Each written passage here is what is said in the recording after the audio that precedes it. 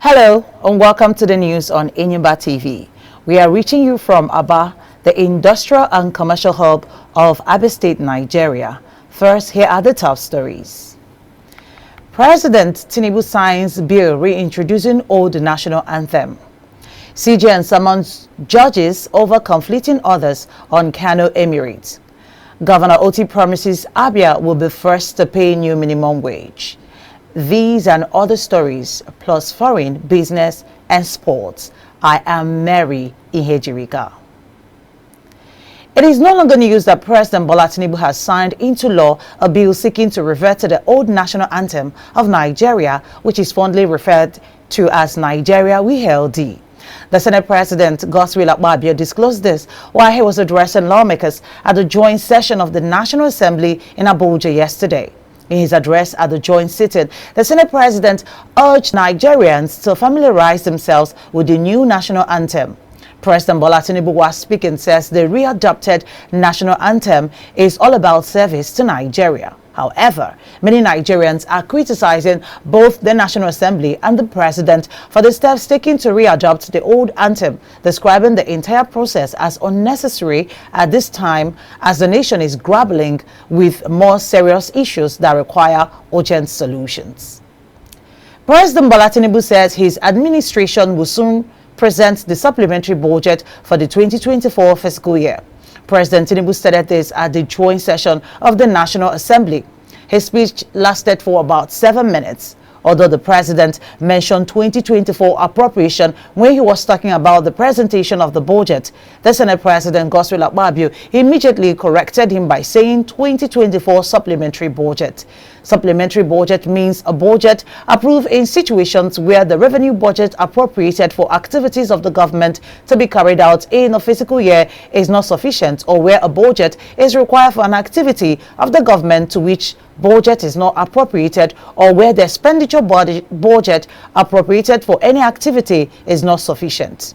The president presented the 2023 supplementary budget on October 31 and the 2024 budget in November 2024. President Bola Tinubu has approved the extension of the free train rides on the Abuja Rail Mass Transit, also called the Metro Rail, for the next 6 months until the end of the year. The president approved the free ride during his address at the inauguration of the commencement of operations of the Abuja Metro Rail in Abuja. The president expressed gratitude to relaunch the operation of the Metro Rail, describing the commencement and accomplishment of the project by the FCT administration as a dream come true. The Minister of the FCT, Nyeso Wike, was speaking, says the initiative was introduced as a part of President Tinubu's renewed hope agenda for FCT residents. Minister of State for Petroleum Resources Oil, Henneken Lokbobiri, says the Nigerian National Petroleum Company Limited, NNPCL, has shown that the Port Harcourt refinery will start petrol production within the next quarter. Lokbobiri said this while reacting to the first anniversary of President Bola Tinubu. This was not the first time the minister would tell Nigerians the Port Harcourt refinery would come on stream. On the many previously failed deadlines given by the current administration for the operationalization of the Port Harcourt refinery, the minister said he should not be blamed for the failed deadlines. On subsidy, he, however, emphasized that the government is no longer paying subsidy on oil.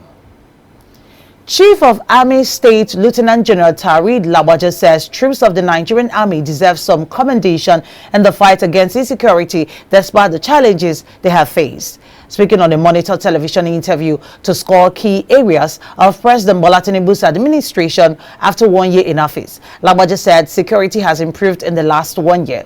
The Chief of Army Staff also denied the allegation that the Nigerian military is complicit in the fight against insecurity. The military have been repeatedly being accused of siding with aggressors by locals and sometimes prominent personalities in communities where troops have been deployed to fight insurgents and restore peace and order, but the army chief denied the allegation. House of Representatives has resolved to meet with President Bola Tinubu to find the solution to the worsening insecurity in the country.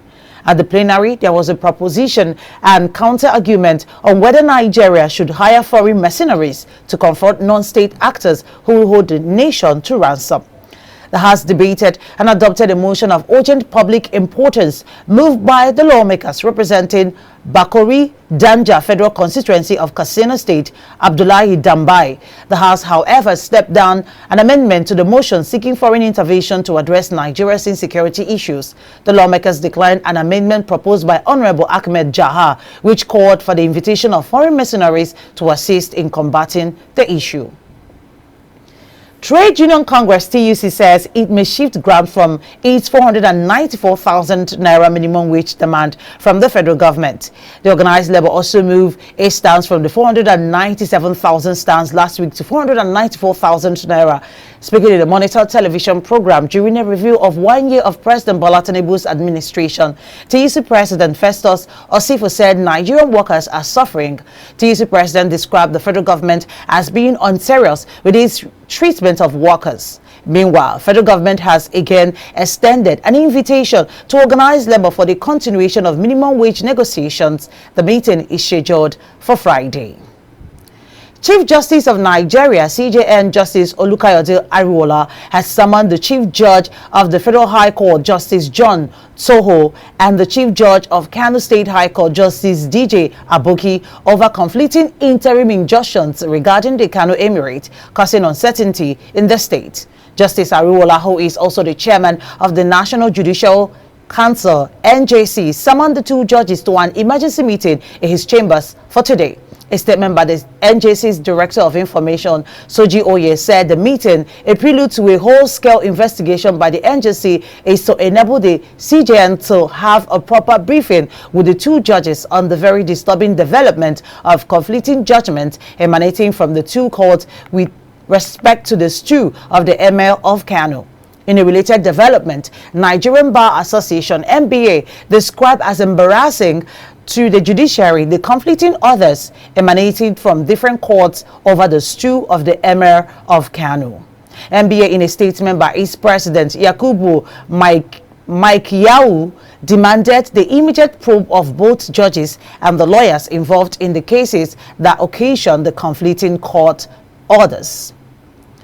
Justice Iyang Eko of the Federal High Court Abuja has discharged the leader of Miyetti Allah, Kutal Kore Bello Bodoje, of an alleged terrorism charge filed against him by the Office of the Attorney General of the Federation. In a ruling, Justice Eko discharged Bodoje after counsel for the AGF, Aderonke Imana, moved an oral application for the withdrawal of the 3-count charge.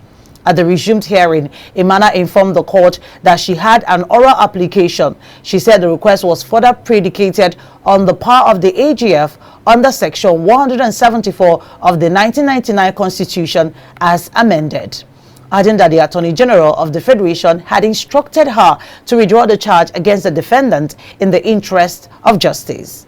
Counsel to Bodojo did not oppose the application, thanking the AGF for his magnanimous gesture. There was palpable tension in Abia State this morning as some gunmen enforcing the sit-at-home order reportedly engaged soldiers at Obikabia Junction in a shootout. It was gathered at Obikabia Junction in the Ogbor Hill axis of the city. The government engaged some soldiers in the area in a gun battle. Casualties were, however, recorded, but the numbers are unknown as at the time of filing this report. A trending video shows the assailants shooting sporadically before setting the military van ablaze. At Ovom, another part of Ogbor Hill, reports said gunmen hoodlums engaged security men in gun battles, although no life was reported lost. Some tricycles which operators defied the sit-at-home order were burnt. In MAYHEM, the situation was different as there was partial compliance to the sit-at-home order. Our correspondent Kingsley Chibike says shop owners opened for business as there were no restrictions of movement. The Abia State Police Command and the military have not spoken on the reported incident as of the time of filing this report. Abia State Governor Alex Oti is assuring workers that his government will be amongst the first to pay whatever becomes the new national minimum wage. Oti stated this as part of a speech to mark his first anniversary in office. The governor stated that his administration has kept the bargain with senior citizens through regular and full payment of their entitlements. In the light of the present economic realities, our proposal have been delayed by the difficulty in reaching an agreement on the new minimum wage between the organized labor unions and the federal government. We are, however, conscious of our promise, and as soon as a headway is made, Abia will be among the first to pay whatever becomes the new minimum wage.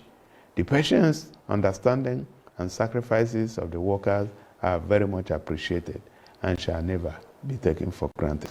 You are watching Enyimba TV News. After the short break, the news continues with foreign, business, and sports updates. Please stay.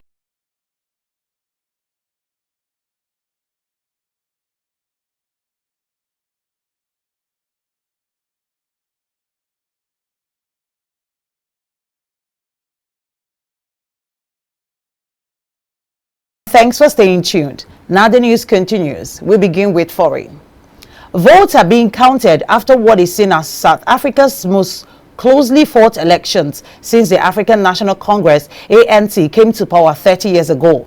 Long lines snaked outside polling stations across the country. One electoral official in Johannesburg said the queues were reminiscent of the historic 1994 election when black people could vote for the first time, which saw Nelson Mandela become president. Many people were still waiting to vote when polls officially closed at 2100 local time, that is 1900 GMT, but the Electoral Commission said they would be allowed to cast their ballots.